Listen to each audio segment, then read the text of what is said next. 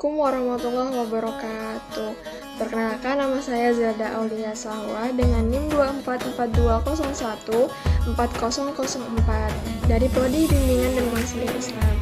Sebelumnya yang kami hormati Bapak Hasan Abdillah, SPSI, MPSI, selaku dosen pengampu dari mata kuliah Statistika. Jadi pada kesempatan kali ini saya akan kembali membuat tugas video dengan judul langkah-langkah analisis eksperimen. Jadi pada langkah-langkah analisis eksperimen ini kita akan melihat perbandingan antara sebelum dan sesudah diberikannya suatu treatment pada variabel Y kami. Nah, jadi di sini itu pada variabel Y kami itu memiliki dua data. Nah, dua data ini yang pertama sebelum diberi treatment dan setelah diberi treatment. Nah, jadi adapun judul pada analisis eksperimen saya ini itu adalah pengaruh konseling kelompok dengan menggunakan teknik behavioral pada penyesuaian terhadap penyesuaian diri pada siswa. Nah, adapun hipotesis saya itu adalah terdapat hubungan pengaruh konseling kelompok dengan pendekatan behavioral terhadap penyesuaian diri pada siswa. Nah, jadi di sini di JSP setelah saya masukkan data pretest dan posttest. Nah, jadi pretest ini adalah sebelum diberikannya treatment. Namun pada posttest ini adalah sesudah diberikannya treatment itu tadi. Nah, langsung saja kita masuk ke langkah-langkahnya. Di sini kita ke pretest, lalu pilih paired sample t-test. Nah, kemudian masukkan pretest terlebih dahulu, kemudian posttest.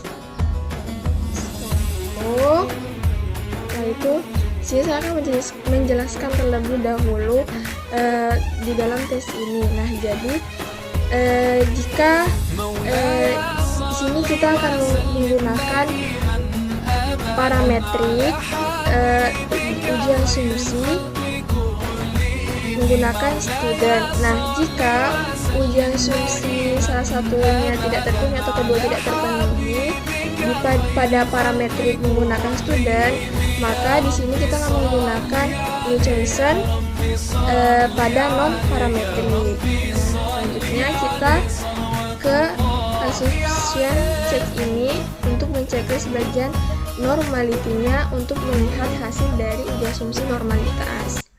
Nah, setelah itu di sini akan muncul seperti ini.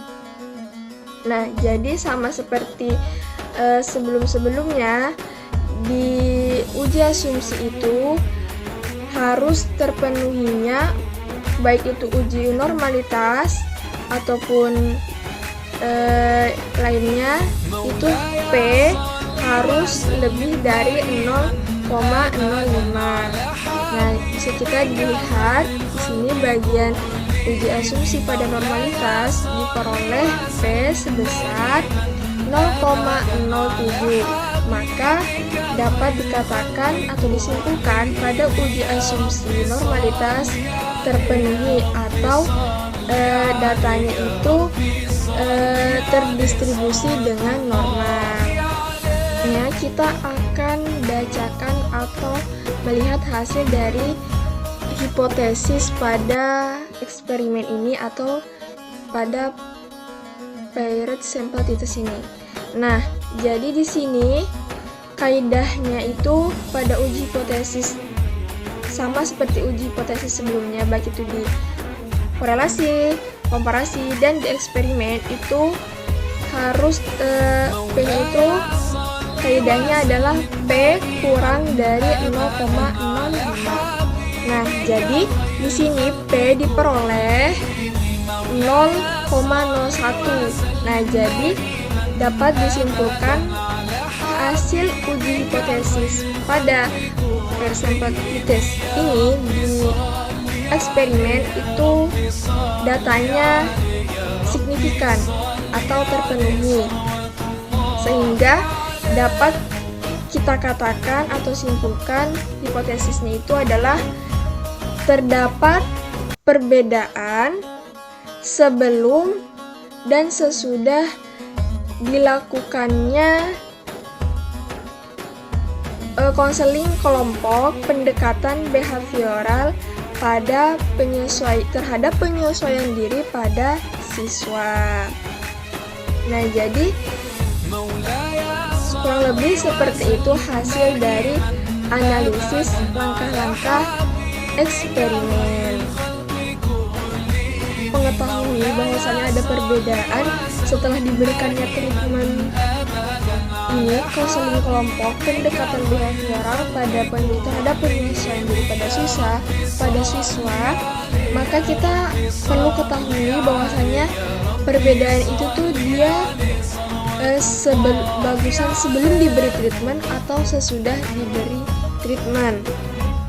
Nah, cara mengetahuinya itu kita perlu lihat ke hipotesis alternatif ini.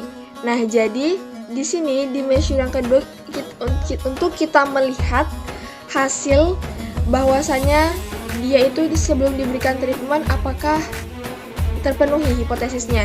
Nah, jadi setelah saya pilih yang measure yang ini, yang kedua ini, di sini hipotesisnya menjadi P itu diperoleh lebih dari 0,05. Artinya dia sebelum diberikan treatment itu tidak ada perbedaan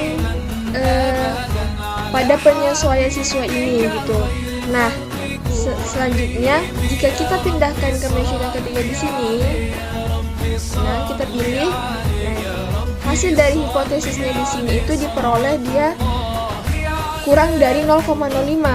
Artinya setelah diberikan treatment itu terdapat perbedaan menggunakan konseling kelompok pendekatan behavioral terhadap penyesuaian diri pada siswa. Jadi dapat disimpulkan bahwasanya penggunaan treatment ini dapat membantu siswa dalam menyesuaikan diri dengan menggunakan teknik pendekatan behavioral. Nah, mungkin itu saja yang dapat saya sampaikan. Saya akhiri. Assalamualaikum warahmatullahi wabarakatuh.